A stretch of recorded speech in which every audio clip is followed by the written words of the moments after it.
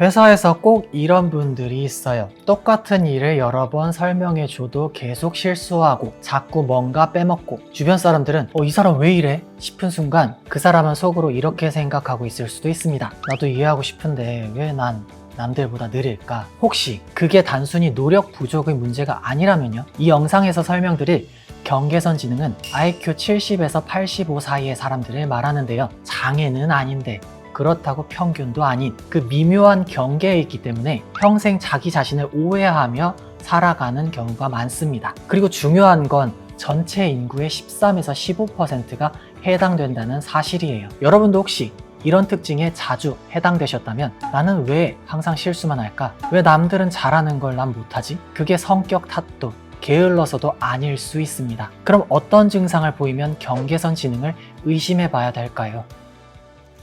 안녕하세요. 오늘 멘탈은 안녕하실까요? 멘탈 주치 수근원장의 임수근입니다. 혹시 요즘 이런 생각 해보신 적 있으신가요? 나는 왜 남들보다 이해가 느리지? 한번 들은 말을 자꾸 잊어버려서 미안한 상황이 반복돼요. 설명을 잘 못 알아듣는다는 소리 어릴 때부터 많이 들었어요.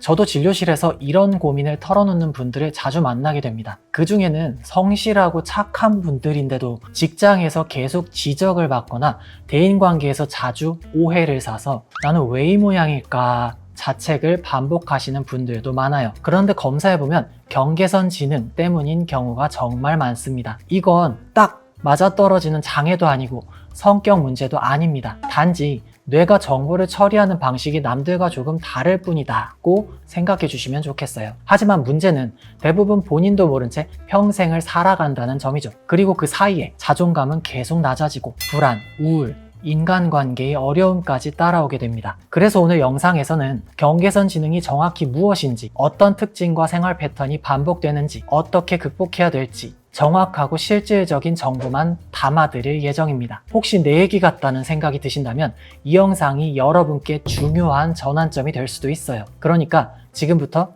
집중해서 함께 들어봐 주세요. 1. 경계선 지능이란? 요즘 유튜브나 방송에서 경계선 지능이라는 단어 한 번쯤 들어보셨을 거예요. 경계선 지능, 영어로는 Borderline Intellectual Functioning 이라고 부르는데 저희 의료진들은 BIF 라고 말하기도 합니다. 말 그대로 지능의 경계선에 위치한 상태를 뜻합니다. 지적 장애도 아니고 평균 지능도 아닌 그 사이 어딘가에 있는 사람들을 말해요. 이걸 판단하는 가장 대표적인 기준이 바로 IQ 수치입니다. IQ 70 이하는 우리가 지적 장애, Intellectual Disability로 분류합니다. IQ 85에서 115 정도는 일반적인 평균 범위로 보고요. 그 사이인 IQ 70에서 85 구간, 이 구간이 바로 경계선 지능에 해당합니다. 즉, 평범한 일상생활은 가능하지만 학교나 직장에서 일반적인 속도나 기준을 따라가기에 어려움이 있는 경우가 많습니다. 여기서 중요한 건 경계선 지능은 질병이 아니고 장애로도 분류되지 않는다는 점입니다. 하지만 최근에는 사회의 기준이 너무 빠르게 올라가면서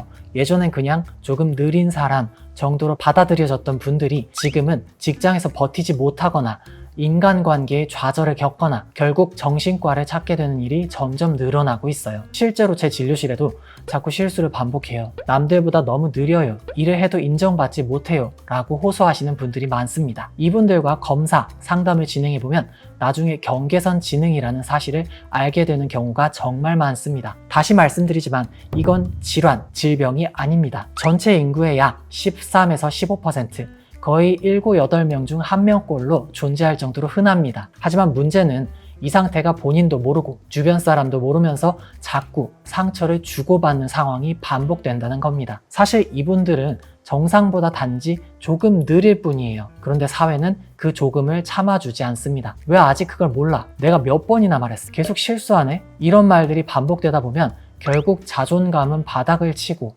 나는 안 되는 사람이다 라는 고정관념을 만들어버립니다. 경계선 지능은 단순한 IQ 수치 문제가 아닙니다. 이 사회 속에서 얼마나 잘 적응할 수 있는가에 대한 문제입니다. 그리고 바로 그 적응을 도와주는 게 오늘 이 영상을 만든 이유입니다. 2. 경계선 지능의 특징. 경계선 지능을 가진 분들에게는 몇 가지 공통적인 특성이 있습니다. 물론 사람마다 차이는 있지만 대부분 다음과 같은 어려움을 겪습니다. 첫 번째, 느리다. 가장 먼저 눈에 띄는 특징은 이유는 바로 속도의 차이입니다. 남들은 한두 번 설명하면 바로 이해하고 두세 번 해보면 금방 익숙해지는데 이분들은 이해하고 익숙해지는데 시간이 오래 걸립니다. 예를 들어 직장에서 새 업무를 배운다고 해볼게요. 보통 사람들은 한두 달이면 적응하죠. 근데 경계선 지능을 가진 분들은 6개월, 1년이 걸리기도 해요. 왜냐하면 새로운 규칙을 이해하고 적용하는데 어려움이 있기 때문입니다. 그리고 이게 반복되다 보면 주변에서 왜 이렇게 느려? 이거 내가 몇 번 말했지?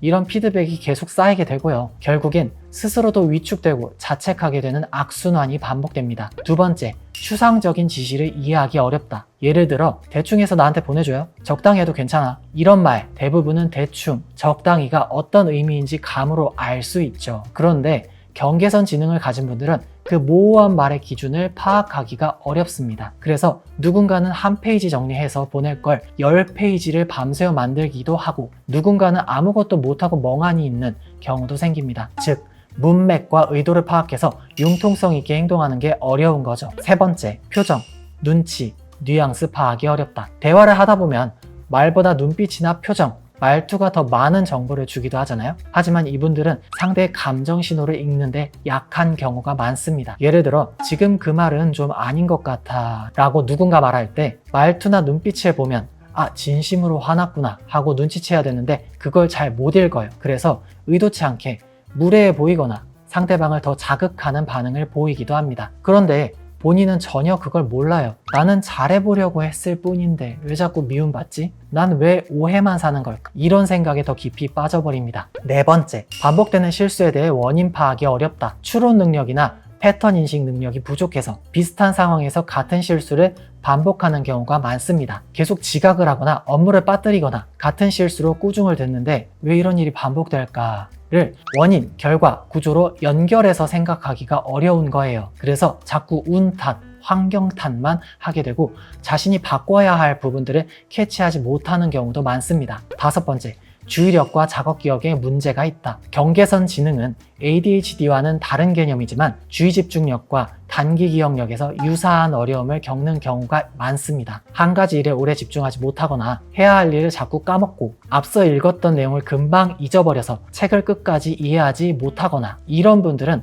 난 책을 읽어도 머리에 안 들어와요. 일을 잘 기억을 못해요. 라고 표현하시는데요. 그게 바로 작업 기억력과 주의력의 문제입니다. 이 모든 특징들이 겹치다 보면 내가 왜 이렇게 늘 지치지? 왜 나만 이런 실수를 반복할까? 나는 그냥 못난 사람인가? 이렇게 자기 자신을 계속 깎아내리는 생각을 하게 되고 우울감, 불안, 회피 성향까지 연결되기도 합니다. 3. 경계선 지능을 극복하는 법. 많은 분들이 그럼 저는 평생 이렇게 살아야 하나요?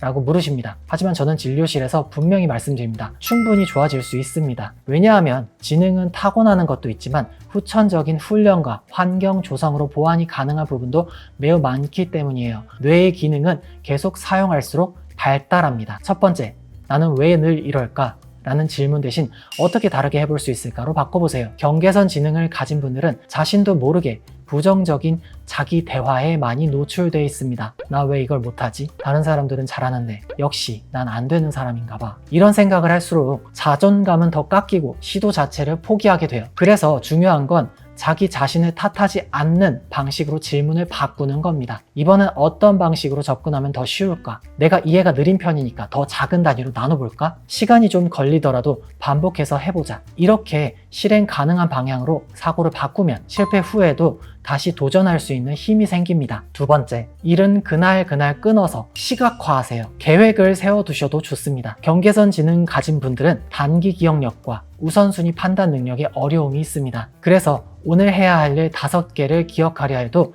3개만 기억하거나 순서를 헛갈리는 경우가 많아요. 이럴 땐 머리로 기억하지 말고 시각화된 도구를 적극 활용하시는 게 중요합니다. 눈에 잘 보이는 곳에 화이트보드를 두고 하루 일과를 시간대별로 적고 끝낸 일은 줄긋기나 체크로 표시하세요. 이렇게 하면 해야 할 일이 명확히 정리되고 중간중간 자신에게 피드백도 줄 수 있습니다. 세 번째, 모호한 지시가 나오면 직접 질문하세요. 대충 해서 줘요. 적당히 맞춰서요. 이런 지시 얼마나 답답하셨나요? 경계선 지능을 가진 분들은 모호한 지시를 스스로 해석해내는데 어려움이 있기 때문에 대충 넘기면 오히려 더 큰 오해나 혼날 상황이 생깁니다. 이럴 땐 꼭 질문하세요. 대충이라는 게 어느 정도 분량인가요? 한 페이지 정도일까요? 내일까지 드리면 될까요? 아니면 오늘 중에 드릴까요? 이런 방향으로 정리하면 괜찮을까요? 상사는 왜 이렇게 꼬치꼬치 물어? 할 수도 있지만 오히려 정확하게 맞춰오는 사람에 대한 신뢰는 커집니다. 애매하면 꼭 물어보기. 이건 약점이 아니라 오히려 현명한 자기 보호입니다. 네 번째, 중간 점검과 피드백 루틴을 만드세요. 경계선 지능을 가진 분들은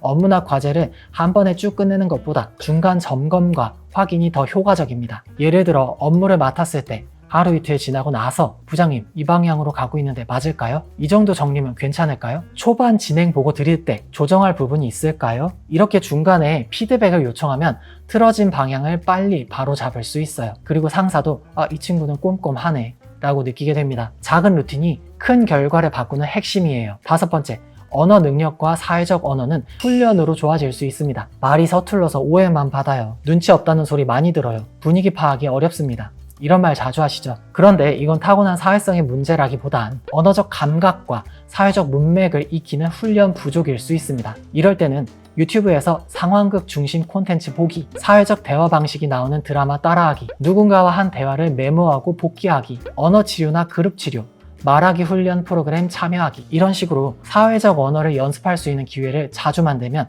정말 많이 좋아집니다. 경계선 지능은 장애가 아닙니다. 단지 환경에 적응하는 속도와 방식이 다를 뿐입니다. 여러분은 충분히 그 환경에 맞는 방법을 찾을 수 있고 그 안에서 자신만의 무기를 가질 수 있습니다. 그러니 부정적인 꼬리표보다는 실행 가능한 전략 하나하나를 쌓아보세요. 오늘 이 영상에서 알려드린 방법들이 그 시작점이 되길 바랍니다. 나만 이상한 건가? 나만 왜 이럴까? 자책해 오셨던 분들이라면 오늘 이 영상을 통해 처음으로 스스로를 이해해보는 시간이었기를 바랍니다. 그리고 지금부터는 남들과 비교하는 삶이 아니라 나에게 맞는 방향을 찾아가는 삶을 시작하셨으면 좋겠습니다. 혹시 주변에 내가 너무 멍청한가 봐요, 이 일도 못 해내는 내가 싫어요, 이런 말 자주 하는 분이 있다면 이 영상 한번 꼭 공유해 주세요. 오늘도 함께 해주셔서 정말 고맙습니다. 구독과 좋아요는 저에게 큰 힘이 됩니다. 멘탈 주치 수근원장이었습니다. 우리 다음 영상에서 또 이야기 나눠요.